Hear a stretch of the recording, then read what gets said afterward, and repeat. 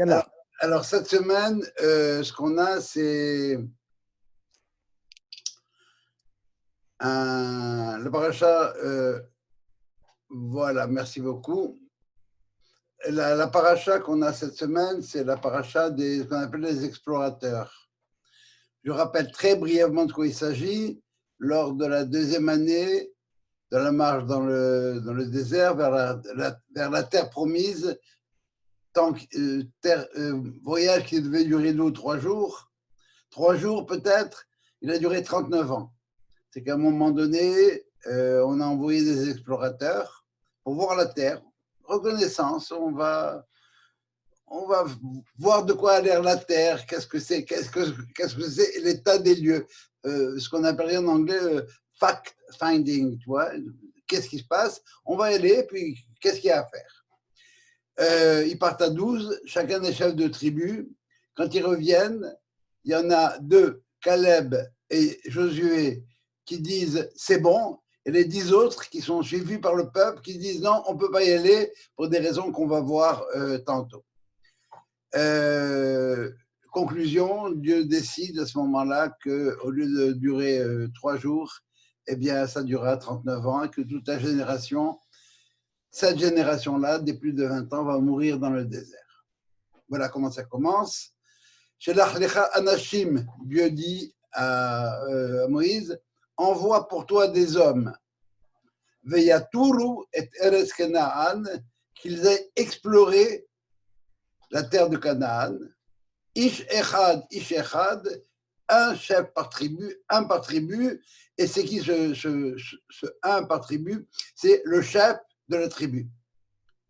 Ça va, et c'est des anashim, des hommes, des mensch, des gens extraordinaires. Rachid va nous dire qu'au moment où ils sont partis, ils étaient cachers. Tout le monde n'est pas d'accord avec ça, mais ils étaient cachers. Et puis, comme on peut le voir à travers l'histoire, eh bien, il y a des fois des chefs politiques qui, au départ, sont cachers et qui, devant ce qu'ils ont à faire, décident de faire marche arrière. Et c'est ce qui s'est produit. Il y en a 10 qui ont complètement sont partis. Ils ont fait marche arrière. On n'y va pas.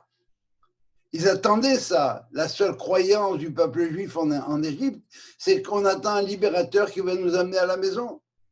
Et maintenant que le libérateur Moïse est arrivé, eh bien, ils ne veulent plus rentrer à la maison.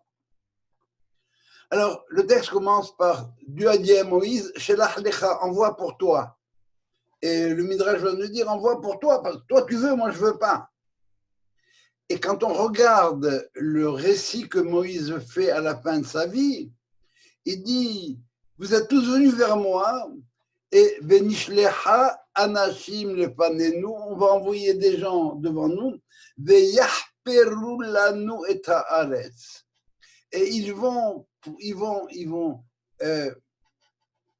chercher à boire, qu'ils trouvent des choses. Inspecter. Merci. Et qu'ils aillent inspecter la terre. Et la Gemara, qui elle va prendre une lecture beaucoup plus profonde du texte, va nous dire Veyar Perulanu. Eh bien, ce mot-là, on retrouve ce mot-là, cette racine, l'Arpol, qui dit on l'a retrouvé chez Ésaïe. Et chez Ésaïe, le texte va nous dire Vehafra. Excusez-moi, je vais vous mettre en. Comment je peux faire le partage de. Comment je veux partager l'écran? Quelqu'un peut me dire comment je peux partager l'écran? En bas, tu as share screen en vert. Oui, sauf que l'animateur, il ne me le permet pas. Alors, faites à l'animateur de le faire. L'animateur, c'est. Bon, il n'est pas là pour l'instant. Aaron, il est. Est-ce qu'Aaron c'est Aaron, Aaron, il est là, mais il est mute. Oui, il est complètement mute. OK. Alors, je vais vous le dire avec. Pourquoi tu veux partager l'écran? Il veut nous montrer un texte. parce que j'ai des textes à vous montrer. Fais une copie, on va le parler par part. Bien sûr, bien sûr, bien sûr. Alors, le texte nous dit Vehafra halibana, et la lune aura honte, et Boucha Hama, et, le soleil sera complètement désorienté, il sera down, qui malar Jem Tsevot, Behar, parce que Dieu s'est révélé. Autrement dit, les commentateurs vont nous dire la chose suivante. Ce qu'il y a dans ces cas-là, c'est quoi? C'est que les adorateurs du soleil et de la lune vont avoir honte. Autrement dit, il va y avoir une certaine honte. J'arrive pas à me remettre devant, moi, je ne sais pas pourquoi. Excusez-moi, mais oui, voilà. Bon. Alors, les adorateurs de la lune et du soleil, eh bien, vont avoir honte d'avoir adoré le soleil et la lune. Et de la même manière, si on met en parallèle les deux textes, ça veut dire que les gens qui vont adorer la terre devraient avoir honte. Les sionistes devraient avoir honte. Il y a une certaine honte du point de vue des explorateurs qui sont revenus. Je dis les explorateurs, je parle des 10, pas des 12. Eh bien, il y a une certaine honte à convoiter la terre. Le texte continue et dit voilà leurs noms. Et on a 12 noms. 12 noms magnifiques. Et le Midrash va nous dire non, non, on a oublié complètement ces noms-là. Moi, je me rappelle seulement d'un nom. C'est lequel? Eh bien, c'est le nom de Satur ben Michael. Satur ben Michael, et ils le lisent de la manière suivante. Satur vient de Satar, c'est-à-dire démentir. C'est quelqu'un qui a démenti les actes de Dieu. Il a démystifié l'histoire. Il a démystifié l'histoire sainte. Et j'aime bien dire la chose suivante, c'est que chez nous, on n'a pas une histoire sainte, on a une histoire enceinte. Ça veut dire que l'histoire, elle se fait au fur et à mesure des engendrements. Alors, Satur ben Michael vient de Satan, démentir l'histoire sainte. Et Michael, c'est la même chose que la racine Mach. Il a démenti l'histoire, il a dit que Dieu était faible. Les actes de Dieu, eh bien, ses promesses, on n'en parle pas. C'est pas vrai. Pour autant parler des promesses de Dieu, l'histoire sainte ne s'explique pas par l'intervention de Dieu, elle s'explique par l'histoire politique, économique et sociale. On essaye de faire la même chose maintenant, donne-moi une seconde. Ma femme oublie que je parle, elle parle aussi.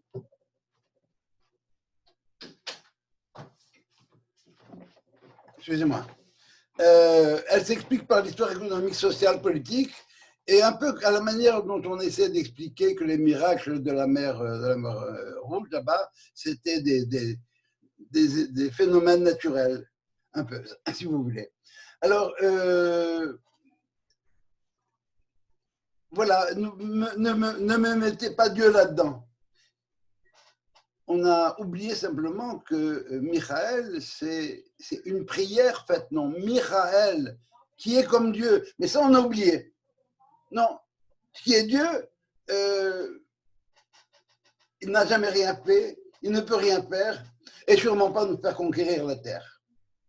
Il y a un autre commentateur qui va nous dire la chose suivante. C'est Rabbi Yochanan, il dit non, moi je connais un autre, Nahbi ben Vavsi. Nahbi, ça veut dire que il a caché, Dieu n'a jamais rien promis, et Vavsi, ça veut dire qu'il est passé par-dessus ses attributs. Dans Vavsi, vous retrouvez le mot Pessah. Les étymologies sont complètement bidons, hein, mais seulement c'est un prétexte pour les gens de nous dire ce qu'ils ont envie de nous dire. Alors voilà, Dieu a sauté par-dessus ses attributs. C'est quoi ces attributs? Eh bien, c'est récompenser la vertu et punir le mal. Eh bien non. Ces explorateurs-là, apparemment, au départ, étaient des athées parfaits.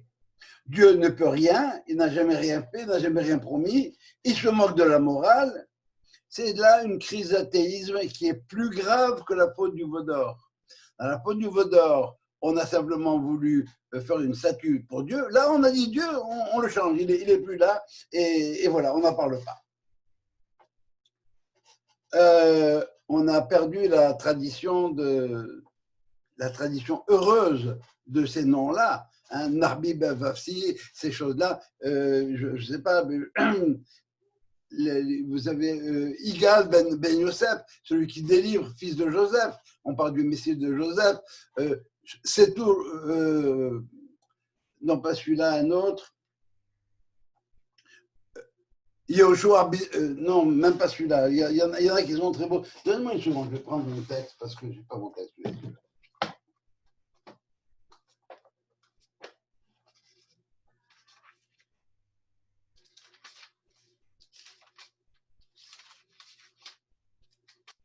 Voilà.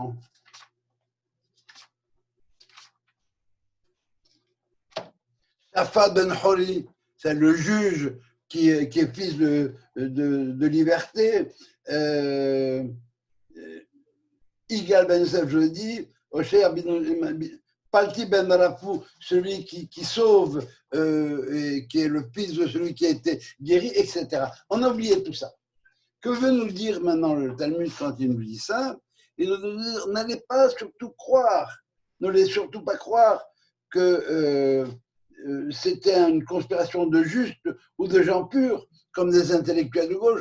C'est des gens qui cherchaient la petite bête, etc. Le texte continue, il nous dit, ils sont partis de là, Vaya'alou ben Negev, ils ont monté vers le Negev, et Vayabo ad Hebron, et il est arrivé à Hebron. Vous avez remarqué qu'il y a une faute de syntaxe ici, hein?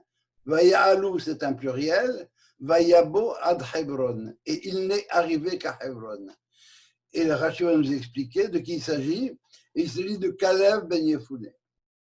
Kalev ben Yefouné, il avait peur d'être pris par le complot des explorateurs.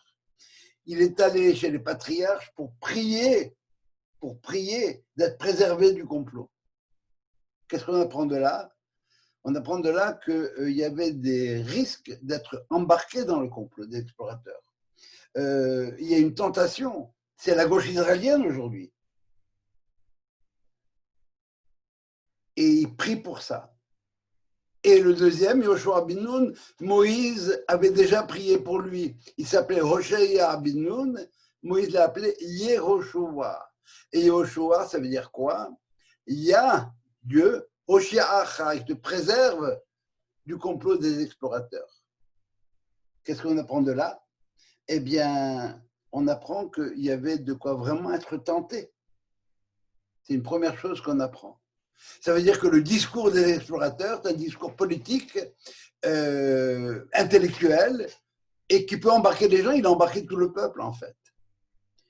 Et puis, on apprend une deuxième chose, c'est qu'il y a deux façons d'être rattaché à la communauté d'Israël. Soit une dimension nationale, c'est soit une dimension religieuse. Et c'est pour ça que lors des Brit Milot, vous entendez Zera Kodesh. Zera, c'est-à-dire une semence. Je viens de Abraham, Isaac et Yaakov. Kodesh, ça c'est la sainteté. Dimension nationale, dimension religieuse, s'intégrer à la dimension nationale ou s'intégrer à la dimension de Dieu. Ou bien, si vous voulez, participer du projet de Dieu comme tel. Alors, ils sont arrivés là-bas, et puis là-bas, ils nous disent Vesham. Alors là, on va avoir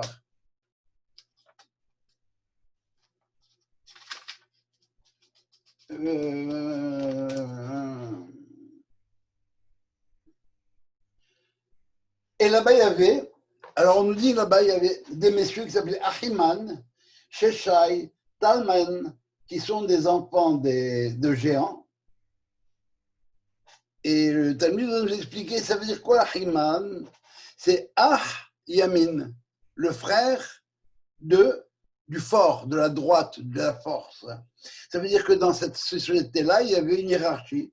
Une hiérarchie, le frère, c'est important, le grand, le petit, le moyen. Mais ce qui dirigeait cette hiérarchie, c'est en même temps la force. Sheshai veut dire que partout où il mettait les pieds, il faisait un trou, tellement il était balèze. Talmaï, chaque fois qu'il mettait les pieds, il creusait un sillon. Et la Gemara va continuer en disant, ils ont bâti des villes. Alors on résume tout ça. Les gens qui avaient là-bas, selon les explorateurs, c'est des gens qui sont des constructeurs de villes, des agriculteurs, une force qui avance, la force qui va, la force qui avance. Et après ça, on dit c'est les enfants de Anak, des enfants de géants. Et ces géants-là, on va nous dire qu'ils étaient géants et qu'ils côtoyaient la réalité céleste. Ils avaient le soleil comme un médaillon ici. Des êtres extraordinaires. Et qu'est-ce qu'on va apprendre après ça? Eh bien, on va apprendre que ces descendants de géants dépassaient le soleil. Ils étaient très grands, magnifiques. Ils côtoyaient les réalités célestes comme le soleil. Voilà l'image que les habitants de Canaan, à l'époque, les Cananéens, ont projeté, ont donné à nos explorateurs, et on peut comprendre l'inquiétude de ces hommes. À 3 niveaux. Premier niveau, on a peur de leur force. C'est des géants. Dieu est plus ou moins abstrait. Eux, ils sont visibles. Tu me parles de Dieu, c'est bien bon, on l'a vu il n'y a pas longtemps, mais eux, ils sont visibles, je les vois. Et tu veux te battre contre eux. Deuxième crainte, la crainte de devenir comme eux. La crainte de devenir comme les Sabras. La crainte de devenir ces hommes forts, pleins de chutzpah, qui n'ont rien à faire du monde. C'est moi, je dis ce que j'ai à dire, je le dis. Il n'y a pas de politique correcte avec moi. C'est toutes les critiques qu'on peut faire sur les Sabras, si vous voulez. Et si on devient comme eux, c'est vraiment la fin du peuple juif. Si on suit cette logique-là. Et puis, c'est des enfants de géants. Alors ça, je vais le commenter tantôt. Le texte de la Torah ici est absolument terrible, parce que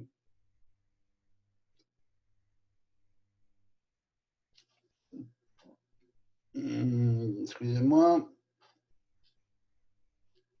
Alors, et puis on nous ajoute dans la Torah, de Hebron, la ville de Hebron, Sheba Shani Nivneta, Lifnet Zoran Misraim. Ça, c'est un détail strictement, apparemment inutile dans le texte biblique. Ils sont allés à Hebron, très bien. Que le Talmud fasse des digressions, je veux bien, mais la Torah n'en fait pas. Mais en passant, elle nous dit, Hebron, qui est en Eretz Kenaan, a été construite 7 ans avant Tsoan, qui est de Misraïm. Et la Gemara ici prend quasiment une demi-page pour nous expliquer de quoi il s'agit. Je vais essayer de le faire. Si ce n'est pas clair, dites-le moi. Ham, le fils de Noé, a eu 4 enfants. Les 4 enfants qu'il a pu avoir, c'est Le soleil ne te gêne pas, Jean? comment oui, un petit peu peut-être. Les 4 enfants, le deuxième enfant de Ham, c'est Cush, Misraïm, Cush, le premier enfant, Misraïm, l'Égypte, Tsoan, Put ve Kenaan. Et Kenaan, c'est le 4e. Alors, le Talmud se dit, mais il y a quelque chose qui ne va pas ici. Qu'est-ce que ça veut dire qu'elle a été bâtie 7 ans avant? Ça ne marche pas, cette histoire-là. Parce que le père, Ham, l'honorable Ham, il ne peut pas faire une ville à son fils le 4e, donc Hebron, avant de faire une fille d'un truc à à son deuxième, qui serait Misraïm. Autrement dit, on ne peut pas lire bâti dans ce sens-là. C'est clair ce que je dis là, oui ou non? Ça va? Oui, oui, oui. C'est clair. Alors, autrement dit, le mot bâti ici, ça ne veut pas dire bâti concrètement. Ça veut dire qu'au point de vue de la culture, il y a une dimension culturelle à Hebron qu'il n'y a pas en Égypte, à Tsoran. Alors, autrement dit, c'est au nom de valeurs morales et de ceux qui veulent s'attacher à ces valeurs morales. Je m'excuse, je voulais de dire, ce que je vous fais là, je vous fais un résumé d'un commentaire d'Emmanuel Levinas sur le texte. Alors, tu peux pas venir me dire que Hebron est plus ancienne que Tsoran, c'est faux, mais elle est plus fertile au point de vue de la culture, de la spiritualité, etc. Par conséquent, on aurait nous, à Hebron, nous qui allons à Hebron, eh bien, nous avons plus d'avantages moraux que ce qui se passe avec ce qui se passe en Égypte. Et la Gemara va dire, vraiment, tu me parles de Hebron, mais tu as oublié ce qui s'est passé à Hebron? Vous savez ce qui s'est passé à Hebron? Ben, je vais vous le dire, vous le rappelez. David, le roi David, a une révolte contre lui par son fils Absalom. Et le fils en question est allé à Hebron pour se faire nommer roi. Et qu'est-ce qu'il a fait à Hebron? Eh bien, il a couché avec tout le harem de son père. Rien de plus.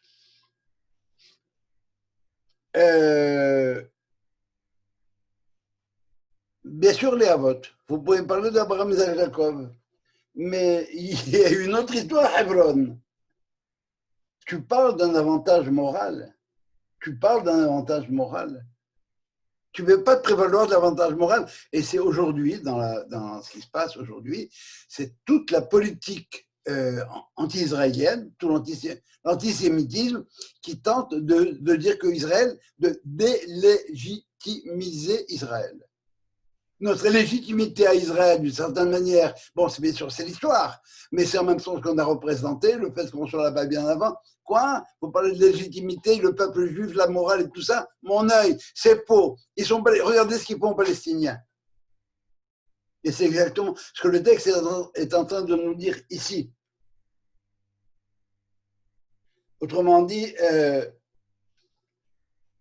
des intentions mauvaises, peut-être, mais elles sont à la base animées par de pseudo-bonnes intentions.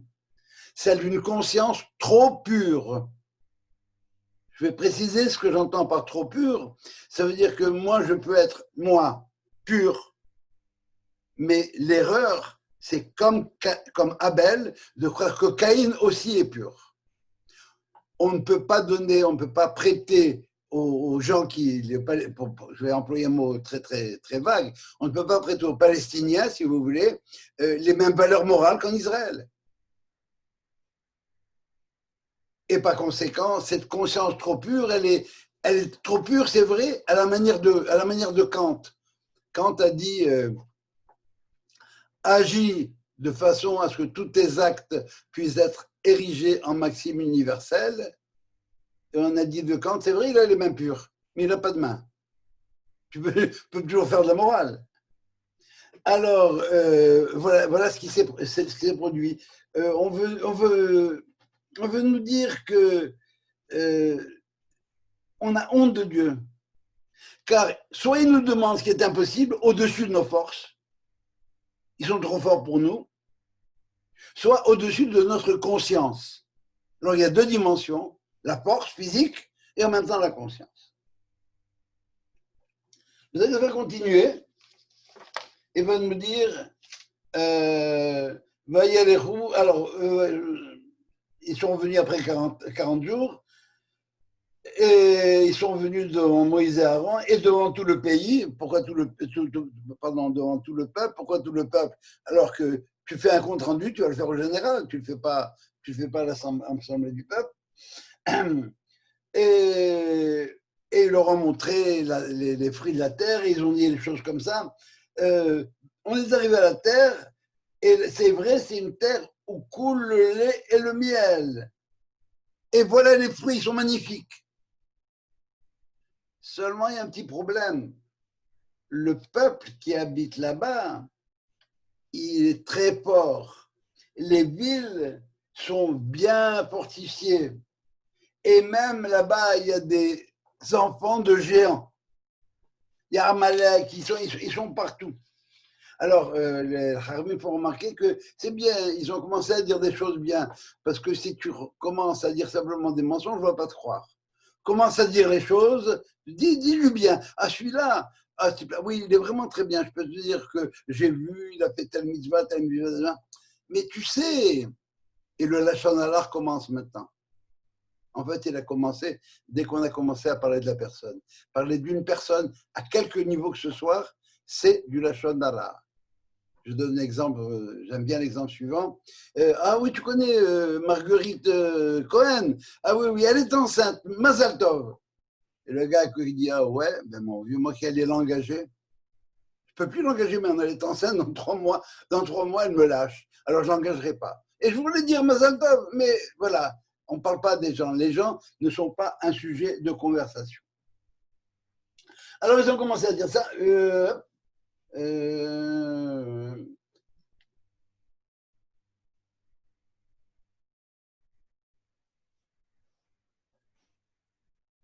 Alors, excusez-moi.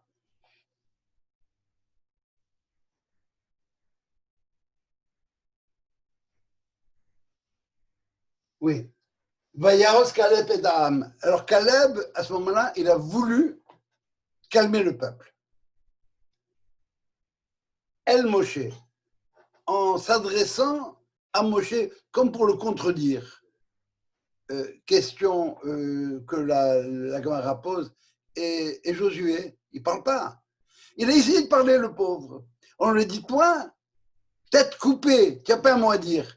Ça veut dire quoi, tête coupée? Tu n'as pas d'enfant, tu n'as rien à perdre. Ah, tu veux me parler d'un sionisme? Tu veux me parler du sionisme et de ce que fait Israël à partir de la diaspora? Eh bien, je ne sais pas si vraiment tu as le droit, parce que qu'est-ce que tu risques, toi, dans la diaspora?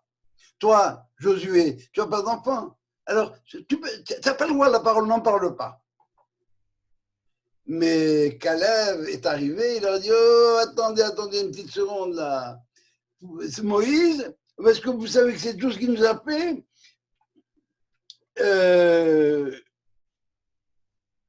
Notre histoire à nous, c'est pas une histoire ordinaire. Moïse, il nous a fait sortir d'Égypte. Il a fendu la mer. Il nous a donné la manne. Et vous ne voulez pas le suivre? Notre sortie d'Égypte est un acte de libération. C'est un acte qu'on a réussi à vaincre les forces de la nature. On a eu à manger selon nos besoins. On est arrivé quasiment au temps messianique. Notre conquête à nous n'est pas une conquête impérialiste. Nous allons là-bas pour connaître la vie céleste. Nous allons là-bas pour monter au ciel. Voilà ce que je veux dire.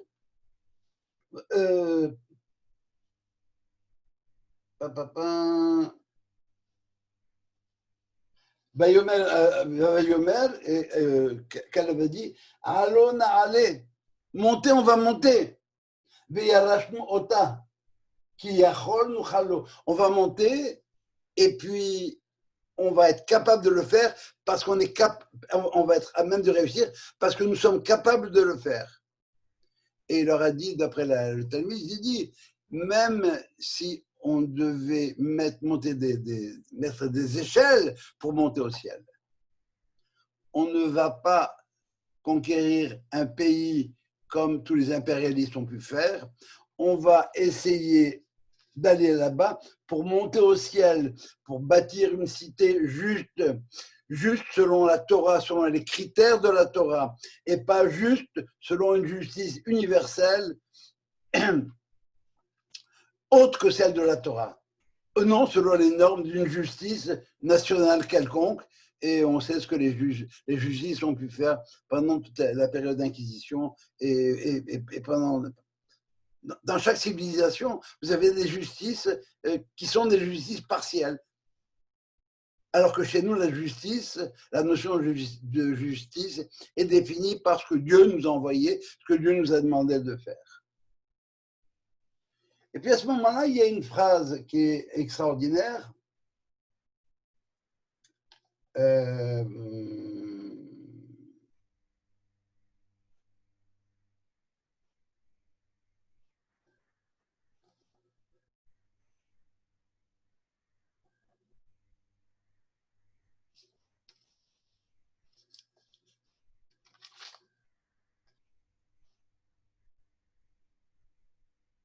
Voilà.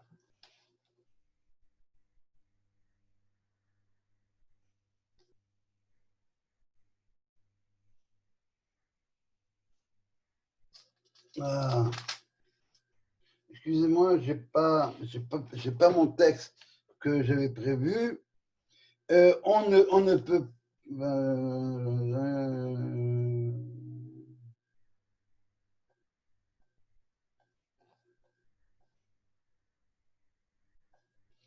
Ils ont lancé des pierres contre Josué et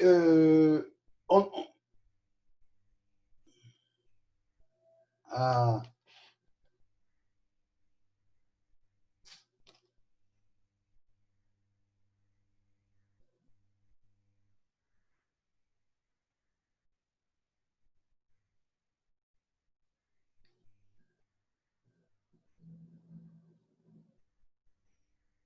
Ah, voilà. Et les hommes qui étaient avec Josué, pardon, avec les 10 là-bas, Amrou, on ne peut pas arriver dans ce peuple-là, on ne peut pas monter. Qui hazaku mimenu, parce qu'il est plus fort que nous. Et la Gemara va dire que tu as mal lu, il ne faut pas lire mimenu, plus fort que nous. Il est plus fort que lui, que mimeno. Même le patron ne veut pas retirer ses billes de là-dedans. Il est plus fort que ce qu'on pourra raconter. Contre l'apport des autochtones, on ne peut rien faire. Il n'y a pas de valeur morale. Et plus que ça, le patron ne peut pas tirer ces affaires de là-bas. Le droit des indigènes, des autochtones, des Cananéens, est plus fort que le droit moral de Dieu lui-même. Même s'ils sont violents, même s'ils sont immoraux, même s'ils sont indignes de cette terre. Avec Absalom, tout à l'heure, on doutait de la moralité d'Israël. Ici, on est plus radical. Même un peuple moral n'a pas droit à la conquête. Voilà jusqu'où irait la pureté des explorateurs. Ça vous permet d'avoir une idée du premier Rachid de la Torah. Pourquoi la Torah commence par Bereshit? Rachid nous dit, c'est pour dire, quand on vous dira vous êtes des voleurs, vous avez volé la terre, vous allez leur répondre la terre appartient à Dieu, il la donne à qui il veut. Et eux ils disent non, c'est pas comme ça que ça marche.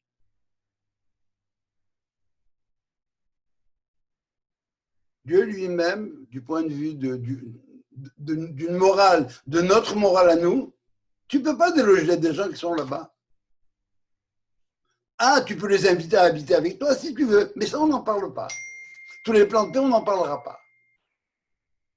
Et au verset 32, on va avoir quelque chose comme ça qui va nous dire, voilà, on a vu là-bas, c'est une terre qui avale ses habitants. Une terre qui use ses habitants. Il y a trop de travail en Israël. Les impactus sont fréquents. On y meurt vite. Il y a beaucoup d'enterrements. Et tous les gens qu'on a vus là-bas, c'est des gens d'Anchem Midot. Ils ont leur propre valeur là-bas. Dans le désert, c'est tellement mieux, bien sûr. ça voudrait dire, et Dieu intervient et il dit, ils sont pas sympas ceux-là. Ce que j'ai fait, pour ne pas qu'on s'occupe des explorateurs, j'ai fait mourir les notables de la ville. Alors les gens étaient dans la ville en train de s'occuper d'inhumer leur big shotim, et puis pour qu'on les laisse tranquilles, mais eux, ils ont pris la chose de manière très précise au pied de la lettre, et ils ne tiennent pas compte du fait qu'il y a une providence qui est là-bas derrière et qui voit ce qu'il y a à faire comme tel. Dieu aurait fait mourir des gens pour les détourner de l'attention des explorateurs. C'est pas normal, ça, pour des consciences incorruptibles. Ça marche pas du tout. Comment est-ce qu'on doit lire ça? Ça veut dire que les grands desseins de Dieu et de l'histoire, parfois, doivent se produire sans que l'homme n'en soit conscient. Ça veut dire que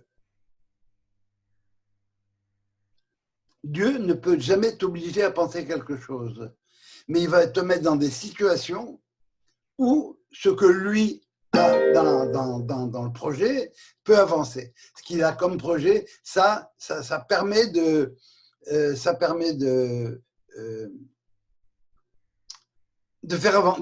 avancer le monde. Est-ce que dans l'histoire d'Esther, Dieu n'est pas intervenu dans la tête d'Assuérus? Mais voilà, il a fait en sorte que cette nuit-là, il n'a pas pu dormir, etc., etc., etc. Est-ce qu'il faut accorder la liberté à ceux qui veulent tuer la liberté? Ça ne marche pas comme ça. Et puis après ça, ils disent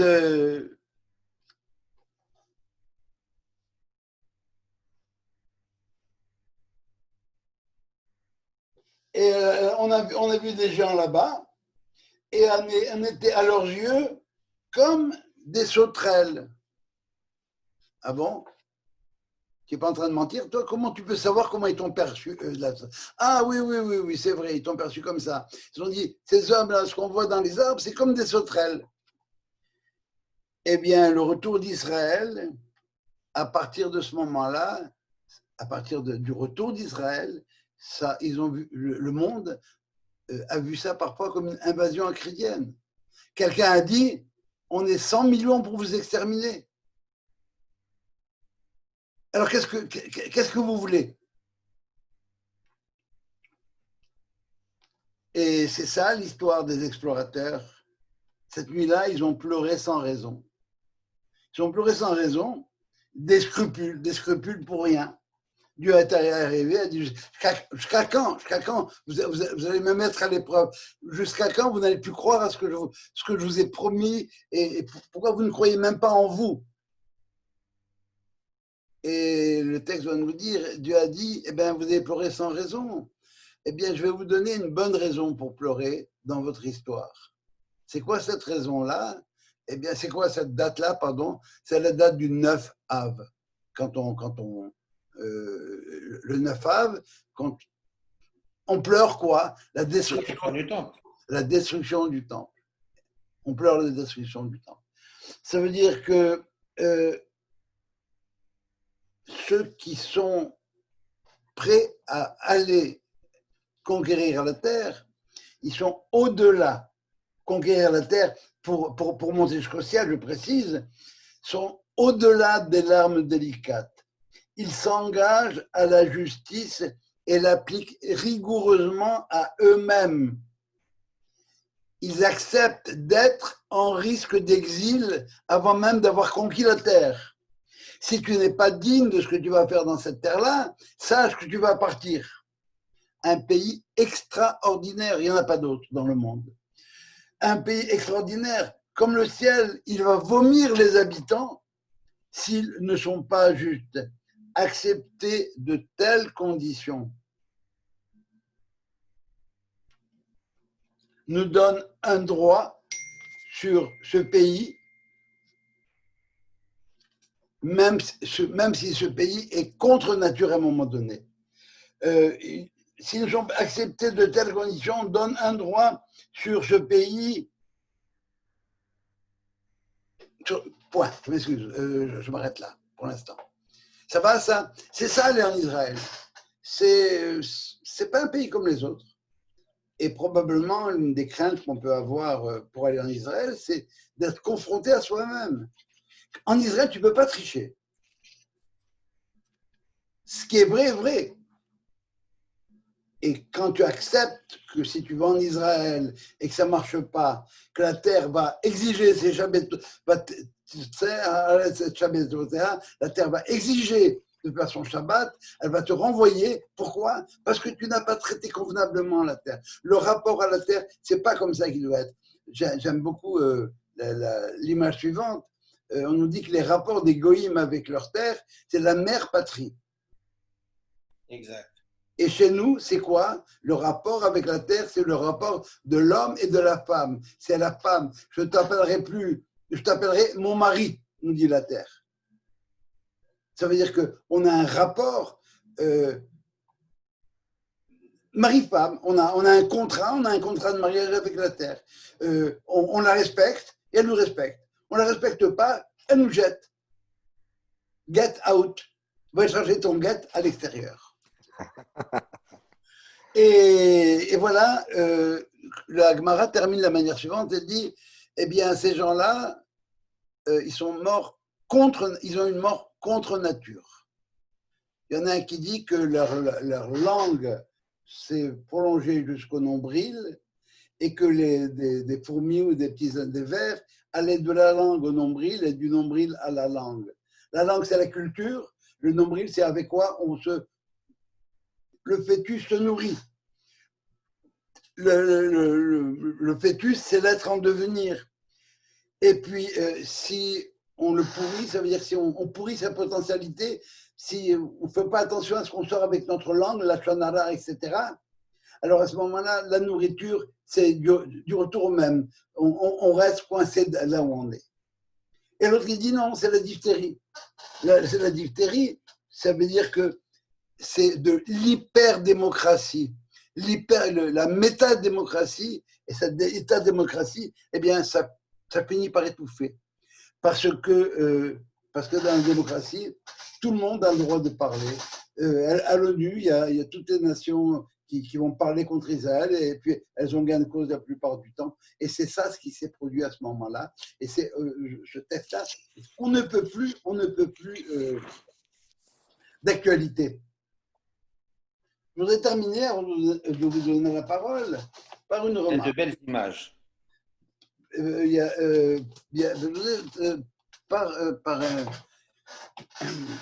La fin de l'histoire, on la connaît. D'accord? Tous les gens qui ont raconté ça, parce que le peuple a embarqué, à part Caleb et Josué, qui ont été eux les explorateurs pour conquérir la terre 40 ans plus tard, à part ça, eh bien, tout le monde est mort dans le désert à ce moment-là. Alors, on peut se poser la question suivante, c'est qu'est-ce qui est plus important? La Torah d'Israël ou la terre d'Israël? Les deux, mon capitaine, oui, je sais. Mais comme on le voit dans le texte, rappelez-vous ce qui s'est produit au moment de Matan Torah. Dieu a mis la montagne sur leur tête et il leur a dit, si vous n'acceptez pas la Torah, c'est là-bas que vous allez mourir. Donc, la sanction du refus de la Torah aurait été la mort dans le désert. Et la sanction du refus de la terre, c'est la même chose, c'était la mort dans le désert. Qu'est-ce qu'ils avaient en tête, ces gens-là? Quel était leur problème? Qu'est-ce qui était le problème des explorateurs? On va le dire de manière positive. On va dire que tout ça, c'est de l'argumentaire. Eh bien, il y a plusieurs thèses, je vous en cite deux. La première, c'est que nous, dans le désert, on est des chefs de tribu. Si on va en Israël, rien ne va nous garantir qu'on va maintenir nos galons. Alors, on veut rester ici. Ça, c'est le côté négatif. Mais il y a un côté positif. Le côté positif, c'est que, tu sais, c'est pas mal le désert. On a dans la plus belle yeshiva du monde, avec mon cher Rabbeinu comme Rosh Yeshiva. On a à manger, on a à boire, on a à se vêtir, on a les nuages de Dieu qui aplatissent les montagnes et qui repoussent les ennemis. Qu'est-ce qu'on a besoin d'aller se casser la tête à monter un pays, à construire un pays. Sauf qu'on a oublié qu'est-ce que c'était le plan de Dieu. Dieu a dit, il a renvoyé l'homme du Gan Eden, la Avod et Adama, pour travailler la terre. Et eux, ils te disent, non, on ne veut pas travailler la terre. C'est tellement bien ici. Et à la limite, même à un moment donné, ils ont dit, tu sais quoi, on va donner à notre chef, on retourne en Égypte. On ne veut pas de responsabilité. Et ça, c'est la fin du peuple juif, vraiment. Alors, vous voyez comment est-ce que la Gemara est arrivée. Elle a essayé, enfin, elle a mis dans la bouche des explorateurs des arguments qui pourraient très bien servir la gauche israélienne aujourd'hui. Et du reste, elle les sert. Ils s'en servent. De quel droit vous voulez annexer? Pourquoi vous voulez annexer? Etc., etc., etc. Et reste Israël aujourd'hui, ils vont nous dire les Satmar. Je ne veux pas en entendre parler. C'est une usurpation. Alors voilà comment est-ce qu'on peut lire, si vous voulez, et vous avez compris qu'on a fait ça en 50 minutes, même pas. On a fait ça en diagonale, mais les idées sont là. Et le Talmud n'a pas peur de venir nous confronter avec ces positions-là. On les connaît, mais on sait qu'elles procèdent de la mauvaise foi. On sait qu'est-ce qu'il y a derrière. Ce qu'il y a derrière, c'est soit la crainte de perdre ses galons, soit la crainte d'avoir à prendre une pioche et de commencer à construire le pays. Quand bien même par la suite, c'est des multinationales qu'on va construire, mais cette crainte-là, eh bien, ma foi. Et on va aller dans un pays où on ne peut pas tricher avec les êtres, avec la terre comme telle. Voilà ce que je voulais vous dire. Je ne sais pas si vous avez des questions, c'était clair. Vous pouvez enlever votre micro, vous pouvez désactiver votre micro vous-même. S'il y a des questions, n'hésitez pas. Jo, ça veut dire que tant qu'on est en diaspora, on est comme des explorateurs qui rejettent la terre d'Israël. Non, c'est bien. Merci pour ta question. Alors voilà.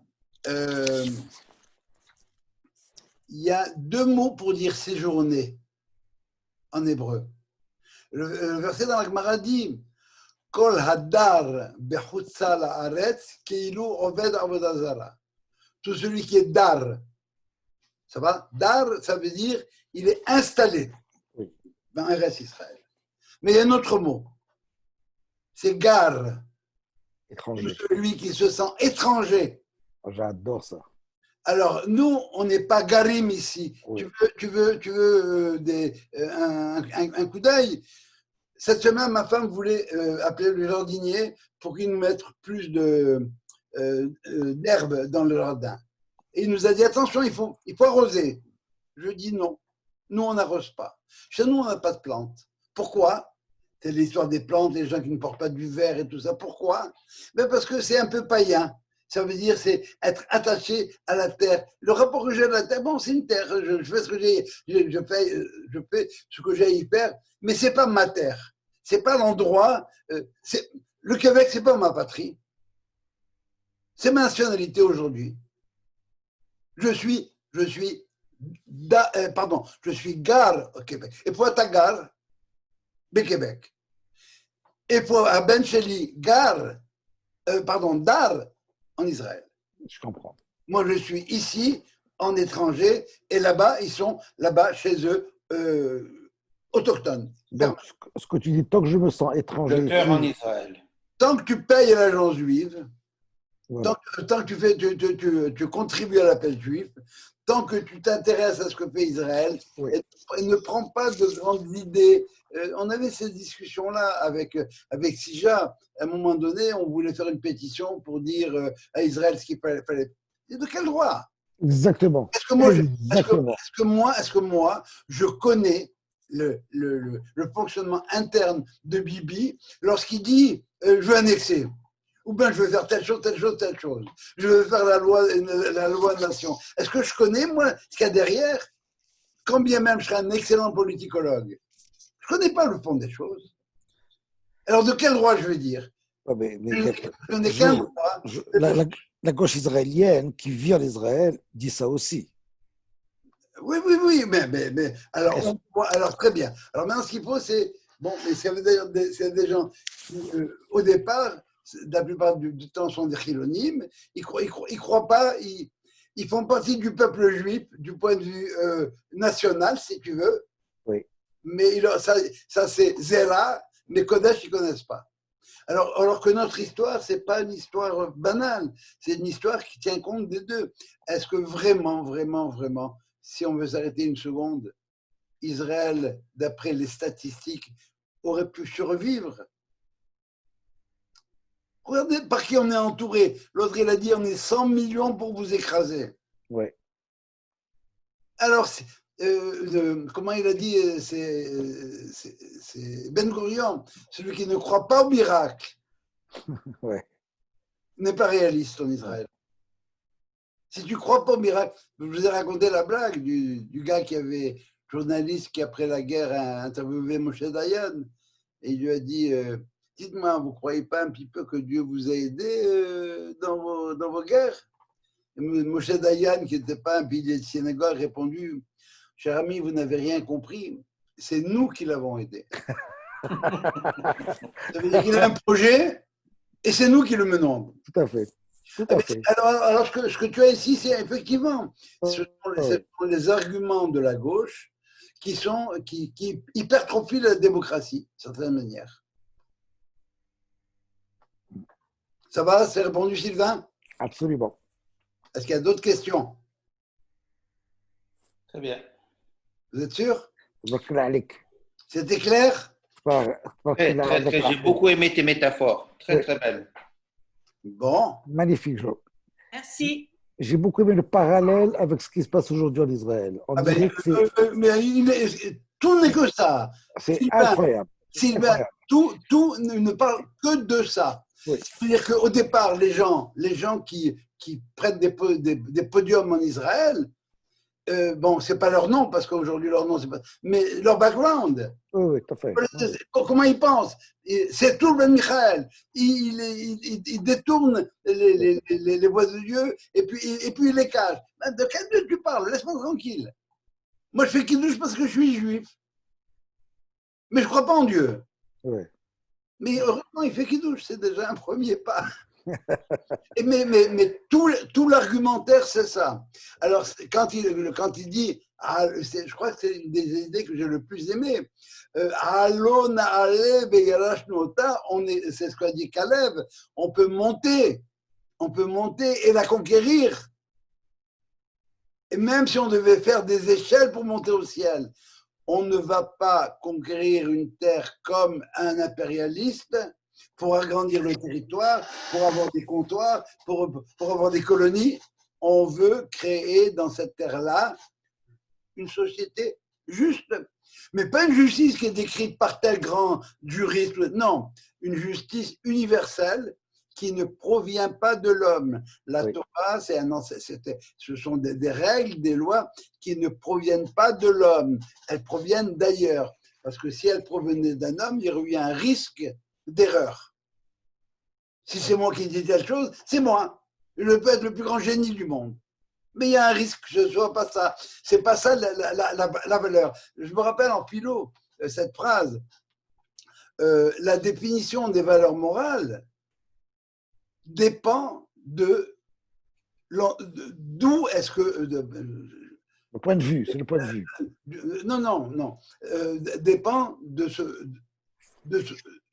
ce qu'on considère comme étant l'origine de la morale. Si la morale, ça va? La morale, c'est la morale de Mohammed. Ah bon, c'est une morale particulière. Ah, c'est la morale du Christ. Bon, c'est sa morale à lui. Chez nous, ce n'est pas la morale ni de Moshe, ni de personne.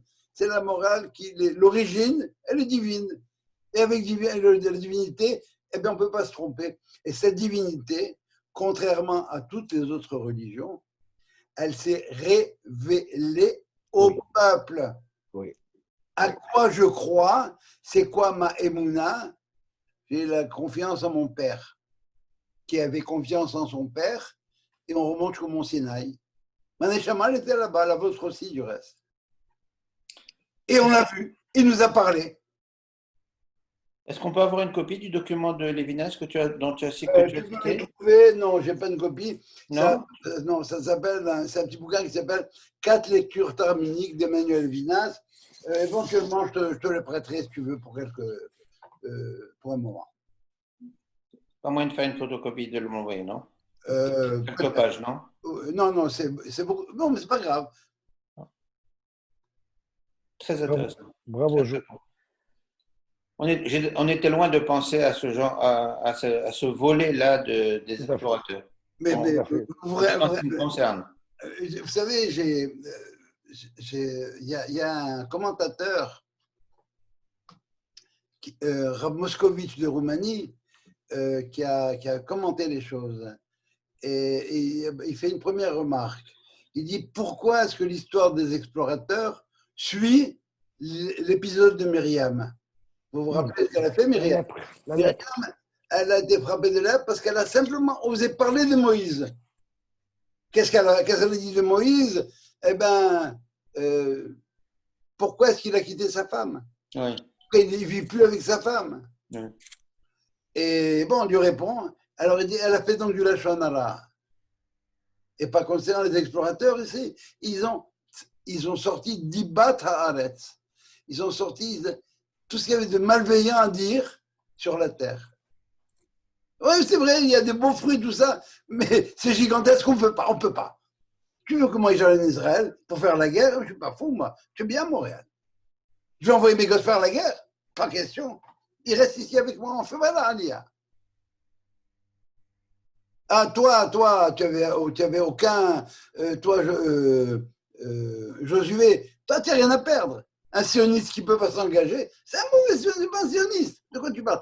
Reste chez toi, reste chez toi. Alors, ça, c'est la première chose qu'il dit. Et la deuxième chose qu'il dit, c'est Kulam Anashim. C'était tous des Anashim. Anashim, c'est des mensch, des êtres extraordinaires. Des gens. Des Géant. Non, pas Anakim. Anashim, des mensch. C'est des chefs de tribu. Tu ne peux avoir là-bas que des grands esprits. Et le Rav Moscovitch dit, oui, et alors? Ça t'étonne. Mais la plupart des problèmes qu'on a pu avoir dans l'histoire du peuple juif, et ici des versets, des psaumes, etc., mais ils proviennent des rabbins eux-mêmes. Vous avez combien de rabbins aujourd'hui qui vont vous dire, on a posé un rabbin à un moment donné, bon, après l'État d'Israël, en 48, voilà, il vient d'être déclaré, que ça change pour vous, il dit rien du tout. Avant, on mettait les tefilines, on va continuer à mettre les tefilines. Et n'allez surtout pas en Israël. Ouais. Tu vas devenir un goy gadol là-bas. Pour Abraham, il écrit Ve'esra les goy gadol là-bas dans le peuple, dans l'État d'Israël. Je te ferai un grand peuple. Et le rabbin le dit au bonhomme qui voulait faire ça, il y a tu vas en Israël, mais tu vas devenir un grand goy. Goy gadol. Voilà comment il a traduit goy gadol. Ouais. Pas un grand peuple, un grand salopard, un grand goy. Alors, il ne faut pas s'étonner qu'on ait des rabbins comme ça et des rabbins comme ci. C'est d'où la difficulté de trouver les rabbins qu'il nous faut. Et ben, ça nous prend des rabbins des bois. Ah, c'est les meilleurs, ceux-là. Très bien. Ça me fait penser au sandwich Bayard. Oui. C'est un sandwich Bayard. C'est un sandwich sans beurre et sans reproche.